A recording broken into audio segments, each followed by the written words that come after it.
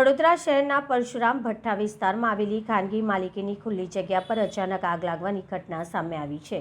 માહિતી મુજબ ખુલ્લી જગ્યામાં ઉગેલા સૂકા ઘાસમાં આગ ભભૂકી ઉઠી હતી। પવનના સુસવાટા વચ્ચે આગે વિકરાળ સ્વરૂપ ધારણ કરતા આસપાસના વિસ્તારમાં નાસભાગ મચી ગઈ હતી।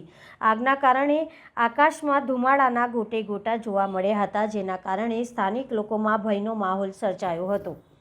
ઘટનાની જાણ થતાં જ વડોદરા ફાયર અને ઇમરજન્સી સેવાઓની ટીમ તાત્કાલિક ઘટના સ્થળે દોડી આવી હતી અને ભારે પાણીનો મારો ચલાવી આગને કાબૂમાં લેવાના પ્રયત્નો હાથ ધર્યા હતા। પ્રાથમિક માહિતી મુજબ આ જગ્યા દલસુખભાઈ પ્રજાપતિની માલિકીની હોવાનું સામે આવ્યું છે। જો આગે વધુ વિકરાળ સ્વરૂપ ધારણ કર્યું હોત તો નજીક આવેલા વીજ ડીપીને પણ ભારે નુકસાન થવાની શક્યતા વ્યક્ત કરવામાં આવી રહી છે।